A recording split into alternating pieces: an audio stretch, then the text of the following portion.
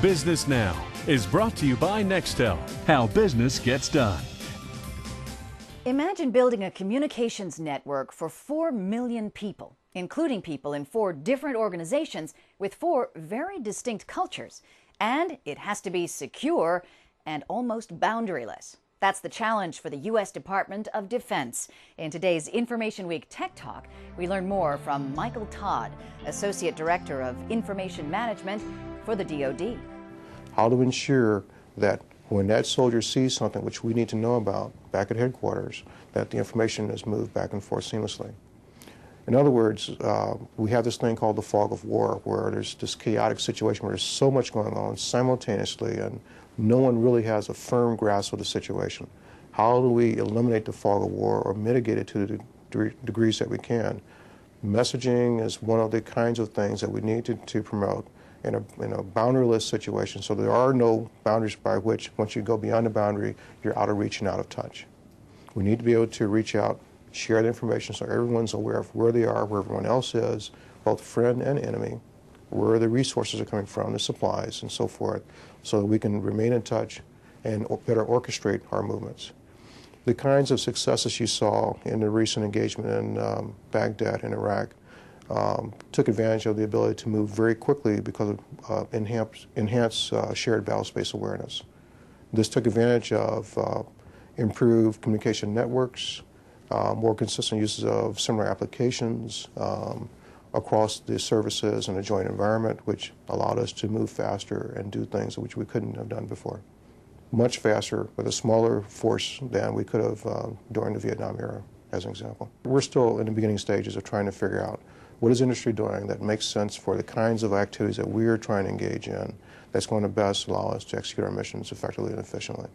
Don't want to pick vendors, but there are various industry leaders that we look to give us advice as part of industry groups, standards bodies, international bodies, and so forth. And in some cases, we will leverage their technologies where we can to help us to meet the challenges that we see. Everyone's connected. Regardless of whether you're sitting behind a desk or at a fuel station or out in the field, you're connected.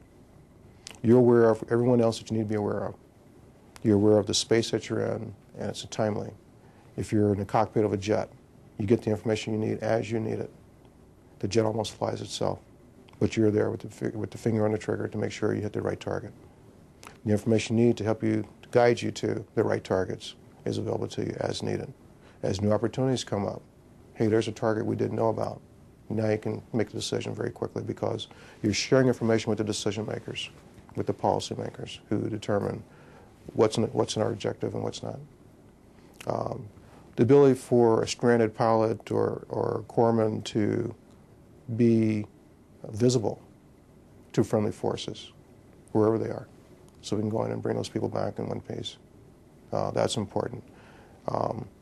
We're not just talking about messaging between laptops and workstations at desks and so forth. We're talking about personal devices, PDAs, cell phones, and maybe in the future we'll have some kind of a transponder in the flak jacket or something of that nature. But different ways of maintaining a connected net, if you will, of people, of resources, of assets.